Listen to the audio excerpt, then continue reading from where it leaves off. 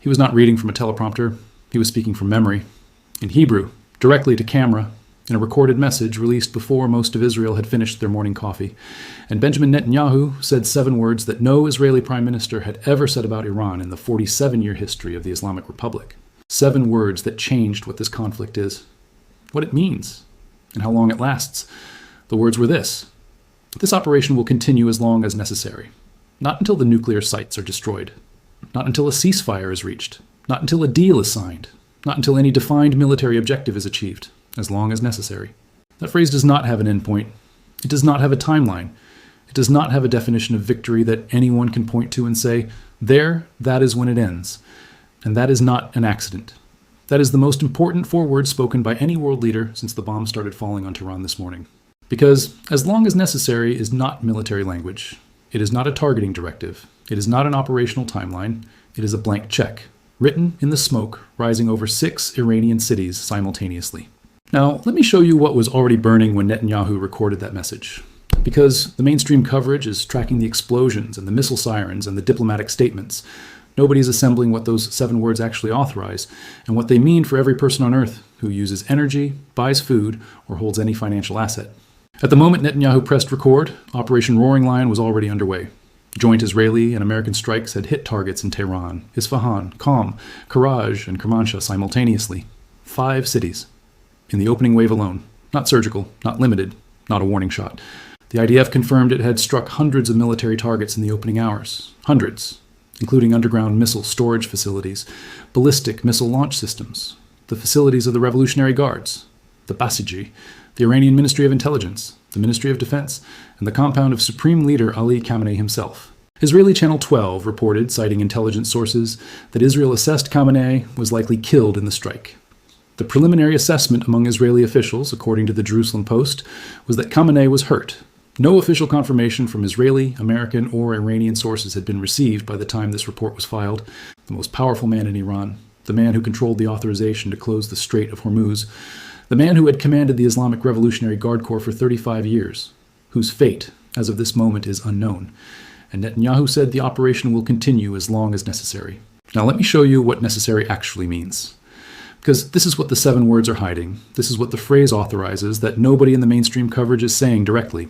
Netanyahu's full recorded statement contained a line that reframed everything. He said Operation Roaring Lion was planned to be, in his exact words, much more powerful than the bruising 12-day war Israel launched against Iran in June. Much more powerful.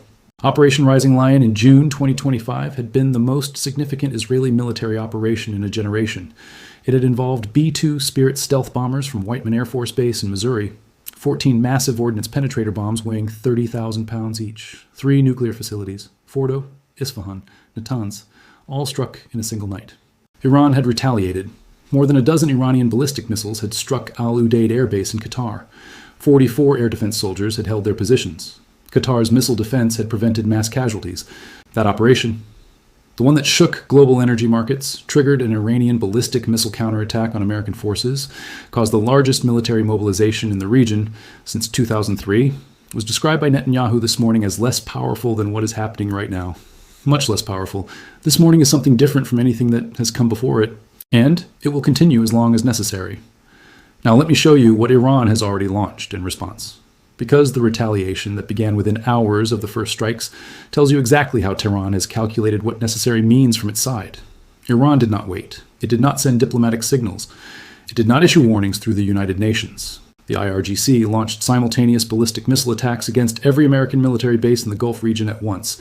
Al Udeid Air Base in Qatar, the forward headquarters of U.S. Central Command, 10,000 American troops, Iranian missiles inbound, Qatar's air defense systems activated.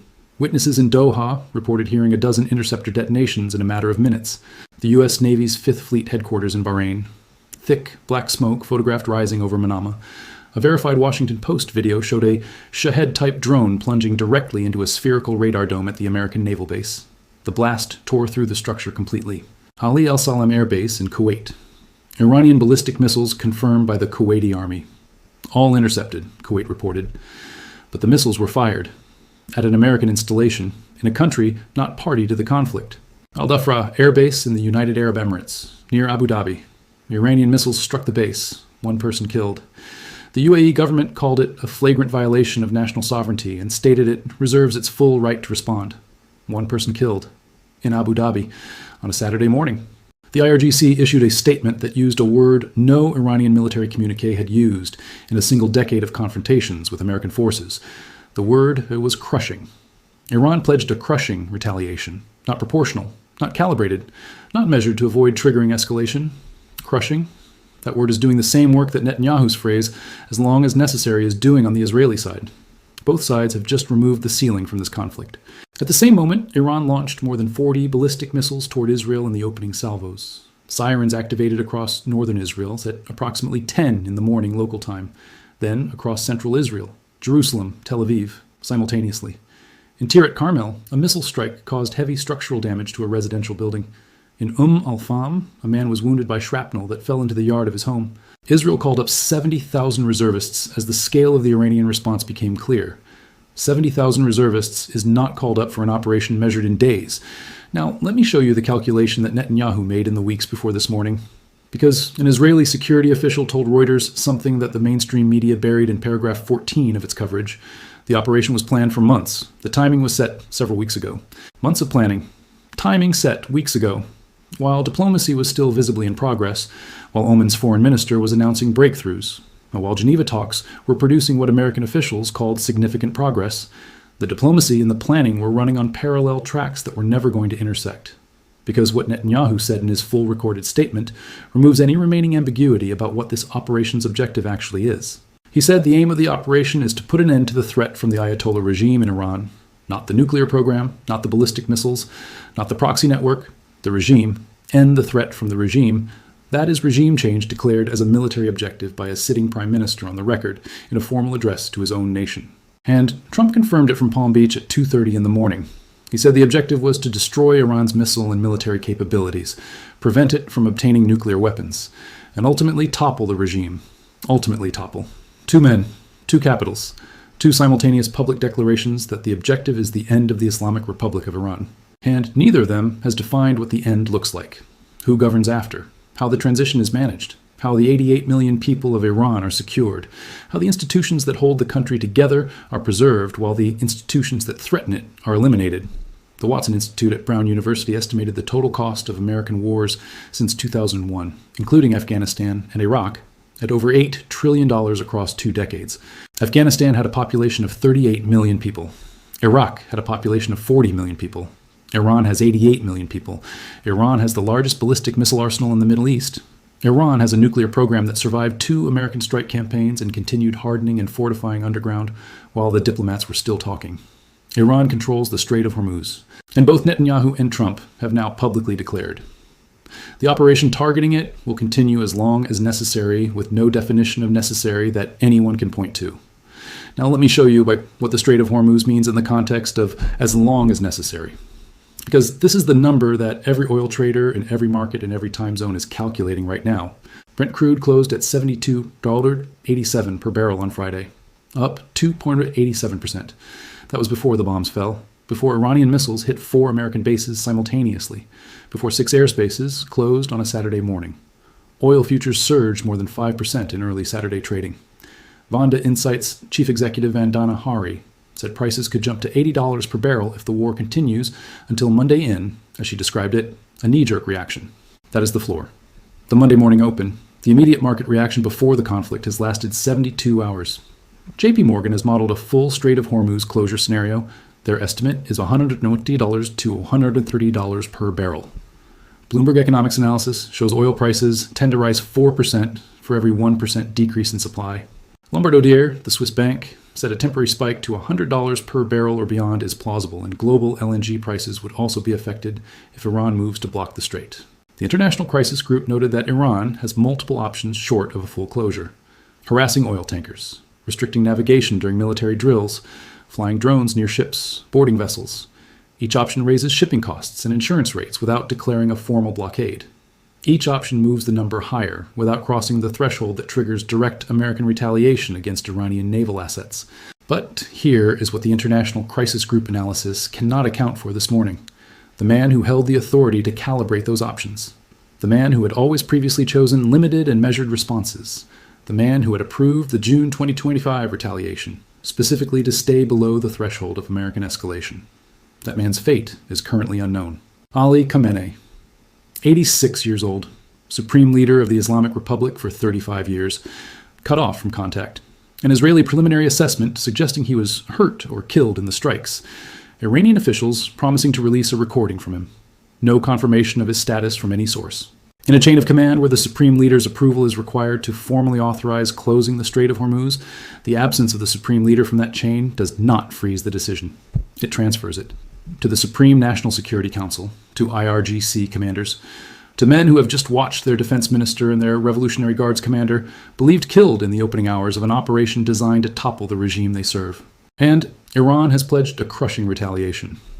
Now let me show you what as long as necessary looks like from a pure military architecture standpoint, because the pieces Netanyahu and Trump have assembled for this operation are not assembled for a campaign measured in days. The IDF stated explicitly that the extensive wave of strikes is expected to continue in the coming days, and will focus on a broad target bank across Iran. Coming days? Plural, with a broad target bank, not a list of specific nuclear sites, a bank, an inventory of targets that extends beyond what any previous Israeli or American operation has struck. The United States has 14 naval vessels in the region. The USS Abraham Lincoln Carrier Strike Group has been in the Arabian Sea since January 26th. The USS Gerald R. Ford, the world's largest warship, arrived at Suda Bay in Crete on Monday, before transiting to its operational position. 2 carrier strike groups, more than 10,000 sailors and aviators combined. The previous week, American forces moved over 50 additional fighter jets into the Middle East in a single 24-hour period. F-35 Lightning II stealth fighters, F-22 Raptors, F-16 Fighting Falcons, all tracked on open-source flight monitoring, all visible to anyone watching the same data that military analysts were watching. NPR defense reporter Greg Meyer had noted before the strikes began that the buildup had moved well beyond what was needed for leverage. These pieces are all still moving into place, Meyer reported, but it is well beyond what is needed for leverage. It increasingly looks like a force that is prepared to carry out an extended air campaign. Extended. That word was used before the first bomb fell. Now the first bombs have fallen, and Netanyahu has confirmed the operation will continue as long as necessary. Quantum Strategies' David Roche framed the market calculation with the precision of someone who understands exactly what those 4 words mean in financial terms. If the conflict is short and contained, he said, the risk-off move and oil spike could be brief. If it turns into a longer 3 to 5 week regime change endeavor, markets would react rather badly as investors price in a wider conflict and longer oil disruption. 3 to 5 weeks. That is what a market strategist calls the regime change scenario. That is what Netanyahu just described as the objective. The market has not priced this scenario yet. The Monday Open has not happened. The full risk calculation has not been processed. The insurance underwriters have not issued their new premiums. The shipping companies have not completed their rerouting decisions. The Asian markets that source 69% of all crude flowing through the Strait of Hormuz have not reacted to an operation that began while they were asleep. Quantum's Rush called the impact of a prolonged conflict bigger ramifications than Venezuela. Global ex-ETF's investment strategist Billy Long expects global equities to open lower with heightened volatility, especially in high beta and cyclical sectors. Natix's chief economist for Asia-Pacific, Alicia Garcia-Herrero, similarly expects a rough and risk-off open on Monday with global equities potentially down 1% to 2% or more. That is the base case, the conservative estimate, before any Strait of Hormuz disruption, before the proxy network activates, before Iranian intermediate-range missiles strike the vital points. That Mediterranean Foundation analyst Pierre Razou said Iran has enough missiles to hit across the region. Those vital points are not abstract military targets. They are oil terminals, hydrocarbon hubs, power stations, desalination plants, infrastructure that Saudi Arabia, Qatar, Kuwait, Bahrain, and the UAE depend on for the water their populations drink and the electricity their economies run on. Now, let me show you the single number that contains the entire economic story of as long as necessary. That number is 47. Netanyahu said it himself in his address. For 47 years, the evil regime in Iran has called for death to Israel and death to America. 47 years, nearly 5 decades of confrontation, every diplomatic attempt, every sanctions campaign, every covert operation, every targeted killing, every nuclear deal and nuclear deal collapse, every maximum pressure campaign, every direct strike on Iranian soil, 47 years of trying every option that was not this one. And every one of those options ended with Iran still there, still enriching uranium, still building ballistic missiles, still funding proxy networks, still calling for death to Israel and death to America. Netanyahu's calculation, stated explicitly in that recorded message, is that 47 years of limited options have produced 47 years of the same result, and that the only remaining option is the one with no defined endpoint, as long as necessary. But 47 years also contains a different lesson, one that Netanyahu did not address in that recorded message, one that every strategist who has studied the history of attempted regime changes in the modern era has reached. No external military force has ever successfully completed a regime change operation against a country of Iran's size, population, military capability, and nationalist cohesion on a timeline that, as long as necessary, implied could be measured in weeks, not one. Afghanistan took 20 years and cost $2.3 trillion and ended with the Taliban back in power. Iraq took 20 years and cost $2 trillion and ended with Iranian-aligned militias controlling significant portions of the country. Iran is not Afghanistan. It is not Iraq. It has 88 million people. Persian nationalism that predates Islam by 2,500 years. A military with the largest ballistic missile arsenal in the Middle East. A nuclear program built in tunnels beneath mountains, designed specifically to survive the strikes that are happening right now. And a supreme leader whose fate is unknown, whose absence from the chain of command does not end the conflict. It may intensify it. Because in a system where the supreme leader has been targeted and possibly killed, the IRGC commanders who survive are not operating under orders to show restraint. They are operating under orders to respond crushingly. Their word. Not an interpretation, not a translation, their word. The tankers moving through the Strait of Hormuz this morning are moving the way they always have. The same 3-kilometer inbound lane, the same regulated procession, the same assumption that tomorrow the passage will be open. That assumption is held through 47 years. It has never been tested in a scenario where both sides have publicly declared no endpoint to the conflict, where the supreme leader's fate is unknown, where the IRGC has pledged crushing retaliation, where 70,000 Israeli reservists have been called up, where American forces have moved 50 additional fighter jets into the region in a single day, where oil markets have not yet processed what happened while Asia slept.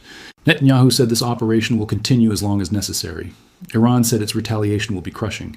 Neither definition has an endpoint anyone can see, and somewhere in the water between the coastline of Iran and the territorial waters of Oman, in a lane 3 kilometers wide carrying 20 million barrels of oil every single day, the tankers are still moving, for now. The question that every analyst, every admiral, every energy minister, and every market maker is calculating this Saturday morning is not whether the operation succeeds militarily.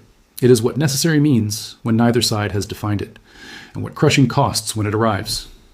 The answer to both questions is the same. Nobody knows yet, but the Monday Open will begin to tell us, and it will not be a small number.